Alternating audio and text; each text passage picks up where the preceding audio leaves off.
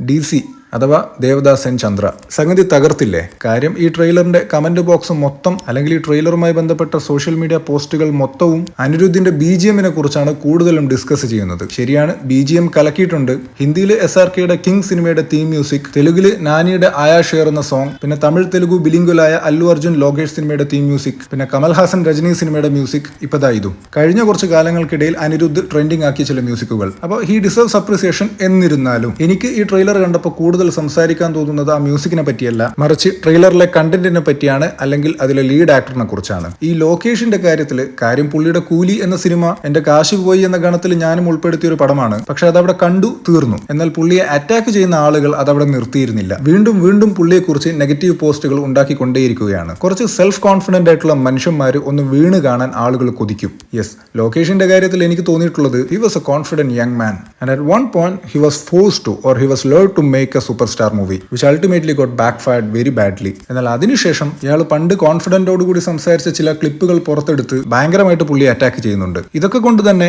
എനിക്ക് പുള്ളിയുടെ ഒരു ഗംഭീര തിരിച്ചുവരവ് കാണണം എന്നുണ്ടായിരുന്നു. ആൻഡ് അത് സംഭവിക്കാൻ പോകുന്നത് പുള്ളിയുടെ അല്ലു അർജുനുമൊത്തുള്ള ചിത്രത്തിലൂടെ ആയിരിക്കും എന്നാണ് ഞാൻ ഇതുവരെ കരുതിയിരുന്നത്. ബിക്കോസ് ഒരു 6 മാസങ്ങൾക്ക് മുൻപ് ഈ DC എന്ന സിനിമയുടെ ഒരു ടീസർ ഇറങ്ങിയിരുന്നു. എന്തുകൊണ്ടോ ഞാൻ ഒട്ടും അതിൽ ഹൈപ്ഡപ്പ് ആയിരുന്നില്ല. പക്ഷേ ഇന്ന് അതിന്റെ ട്രെയിലർ കണ്ടപ്പോൾ എന്റെ മൈൻഡ് സെറ്റ് മാറി. കുറെ ഗ്യാങ്സ്റ്റർ സിനിമകൾ സംവിധാനം ചെയ്ത ഈ പുള്ളിക്ക് പല ഗ്യാങ്സ്റ്റർ മാനർസങ്ങൾ തന്റെ സിനിമകളിലൂടെ കാണിച്ച ഇദ്ദേഹത്തിന് ആ ഒരു സംഗതി സ്വയം അഭിനയിച്ച് ഫലിപ്പിക്കാനും വലിയ ബുദ്ധിമുട്ടില്ല എന്ന് ഈ ട്രെയിലറിലൂടെ കാണിച്ചു തന്നു. എനിവേസ് ഈ പടം തിയേറ്ററിൽ വിജയിക്കുമോ ഇല്ലയോ എന്നൊന്നും എനിക്ക് ഗസ് ചെയ്യാൻ സാധിക്കുന്നില്ല. ബിക്കോസ് തമിഴ്നാട്ടിലെ ഫാമിലി ഓഡിയൻസ് കയറാനുള്ള എലമെന്റ് ഒന്നും ഇതിനകത്ത് ഇല്ല എന്ന് ഉറപ്പാണ്. കേരളത്തിലൊന്നും നോക്കുകയോ വേണ്ട. പക്ഷേ ഈ പുള്ളിക്ക് ഫാൻസ് ഉണ്ടെങ്കിൽ, പുള്ളിയുടെ തിരിച്ചുവരവ് ആഗ്രഹിക്കുന്നവരുണ്ടെങ്കിൽ അവർ ഈ സിനിമ തീർച്ചയായും കാണും, അത് ഉറപ്പാണ്. പക്ഷെ ഒരു പടത്തിന് ഒരു ബ്ലോക്ക് ബസ്റ്റർ സ്റ്റാറ്റസ് കിട്ടാൻ അത് മാത്രം പോരല്ലോ. അതുകൊണ്ടാണ് ഇതിന്റെ വിജയപരാജയ സാധ്യതകൾ ഗസ് ചെയ്യാൻ പറ്റില്ല എന്ന് പറയുന്നത്. പക്ഷേ ട്രെയിലർ കണ്ടിട്ട് പടം ജയിച്ചാലും ഇല്ലെങ്കിലും ഏത് കാറ്റഗറിയിൽ നിൽക്കുന്ന ഒരു പടമാണോ അത്, ആ കാറ്റഗറിയിൽ തമിഴിൽ നിന്ന് വന്ന ഒരു ടോപ്പ് സിനിമ എന്ന നിലക്ക് ഈ പടം പിന്നീട് അറിയപ്പെടുമെന്നും എനിക്ക് തോന്നുന്നുണ്ട്.